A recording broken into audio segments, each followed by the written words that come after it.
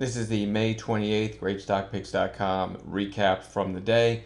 My very first call from the day was LIVE. 2-minute candles here look like this. I like the gap up. As I said yesterday, I like the daily chart was interesting and deserved to be on watch.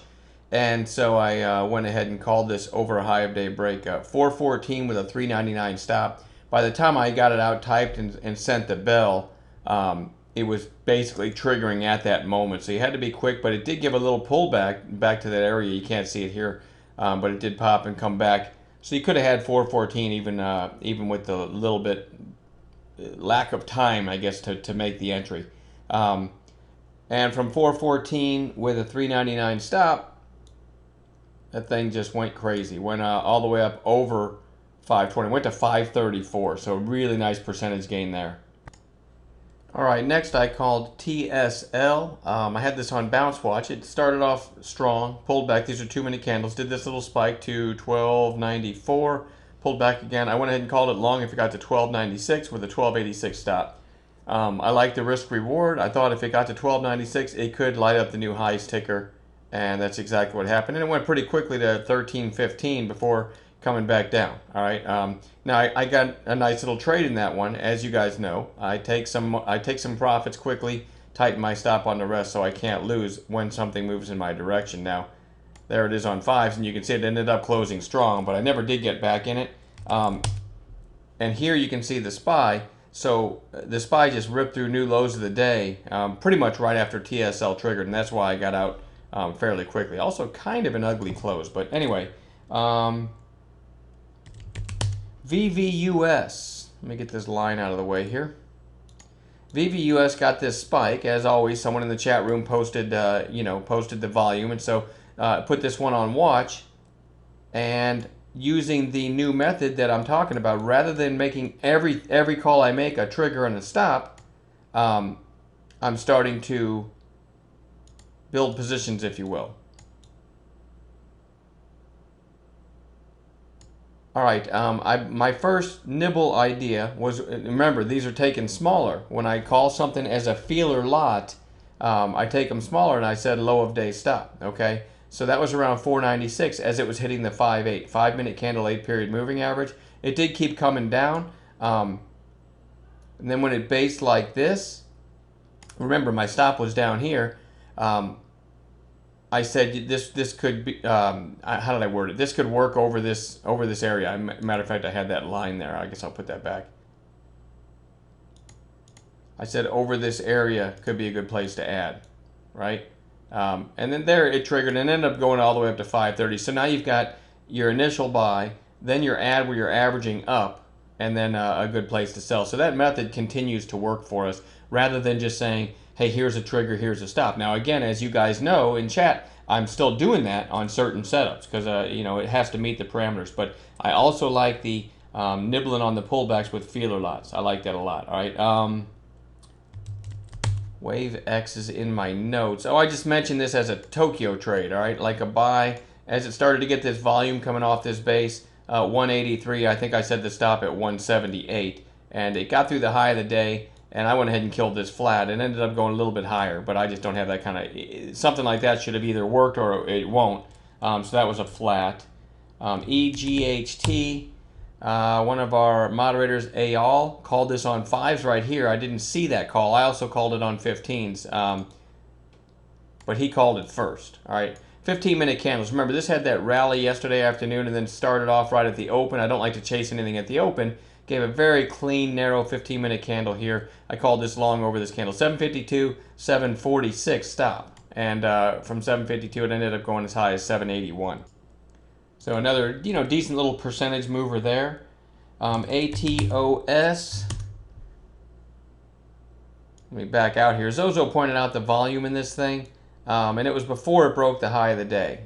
And I said it was interesting over a high of day break because the other day it had this huge move and then a couple days down, so it hadn't broken its early high since that huge move. I'll put a little line here, the early high of the following day and then the next day, which was yesterday, and so then today you've got the early high and you got that volume coming in. So I went ahead and took a long right there and probably killed it right there because this again should have worked right away, tried it again right there, and basically took a flat because it didn't work right away again. So gave a couple shots on that ATOS, but we did have some really nice ones here, particularly MNGA. Now this, I didn't give a trigger and stop, but look at the daily here now. There's a very nice breakout. Remember, we kind of had this on our radar because of that pop yesterday. And so when the volume, let me switch to twos because I know it looked, the volume started coming in right here. I went ahead and jumped on, I think I put it on the projector and said MNGA, worth a look here, or worth a shot here with a low of day stop. And I mean, it ended up going all the way and closing at the high of the day at $1.70. Again, I didn't give an exact trigger and stop on that one. I just alerted everybody that, hey, this one's moving. And I said, it really looks good once it gets over 145-ish. And you can see what it did. That's a great percentage gain. And I did get a lot of thank yous for that. So I know a lot of people got their MNGA trade. ISR was another one. This one I gave you the trigger and the stop. Remember, let me go to 15-minute candles. ISR had a nice move the other day, then a couple quiet days, or at least one quiet day and then quiet all morning. And so when it looked like this, sometime in the middle of the day, I said, I put out the idea with a bell, with an alert, 225 with a 220 stop, and look what happens. Right there's the trigger, and I mean just straight up from 225 to almost 250. That's a great percentage. It's got to be what, like a 10% gain in about an hour. So ISR was another really nice one. And let's see what else. AWAY. This is an example of one, and this is why I'm doing these videos. This is an example of one that I didn't give a trigger and stop, but I know exactly what it looked like when I called it. It looked basically like this. The next candle had started, and it was around 3070 or 3075. I said AWAY. I think it's worth a look here. I don't, like I said, I didn't give a trigger and stop, but look at that. Huge move from there, and I got some thank yous for that too. So some of you were able to get in it. I think I've been too hung up in the past on an exact trigger and stop. I like the idea of nibbling in areas instead. I think it's working out much better for the room. So you'll continue to see that. I'll use the projector and show you guys what I'm looking at like I've been doing. But I'm really a fan on taking it, proper position size and buying an area versus an exact trigger and stop. I sound like a broken record, but anyway, let's see.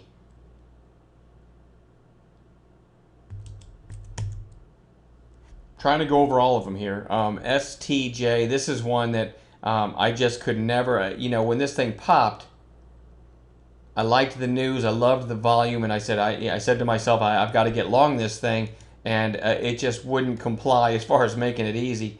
I couldn't even get a lower high on twos. I would have loved a nibble, and I talked, excuse me, I talked about this in the chat room. Next time I get something that I really like and it's making a nice move, and by the way, I'll show you the daily was breaking a base on the daily as well.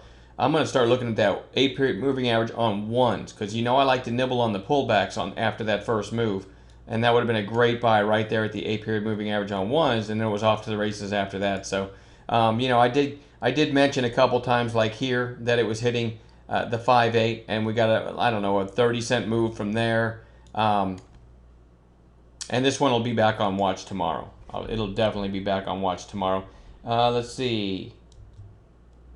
I already did that one. All right, I think that's it for the day. Other than this last one, DRL. DRL had this volume spike. I don't know anything about this stock, but it makes big moves at times. So it had this volume spike back here. Then it grinds lower. Okay, and then you see that volume right there. Bigger than the volume that took it up to 290, so I went ahead and called this as a Tokyo, like right here at 266. If you're not a member of the website and you're watching this video, Tokyo just means a volume play that you just grab it when you see it. I don't do that if it's hitting new highs for the day. In other words, we don't chase, but this one you had the early high, to the left. And so I went ahead and called this at 266, and the stop goes below the volume candle. So very tight stop. It was either 266 or 270. 267, 268. It was somewhere in there when I found it. Okay, so it was, let's just say it was 268, and the worst case stop was 261, right below that candle. And you see what happened. But you almost have gaps on 5-minute candles to show you how weird this one is. And it ended up going a little higher, but not before stopping out. So, and then late in the day, QTWW, I was watching, but it didn't trigger, so that was a no trade. Guys, I think that's it. I'm trying to go over everything, every idea that I have from the day. I apologize if I left something out. I try to keep notes as the day unfolds too, but excellent teamwork, guys, as always, in the chat room, and we'll be back at it tomorrow. Have a good night.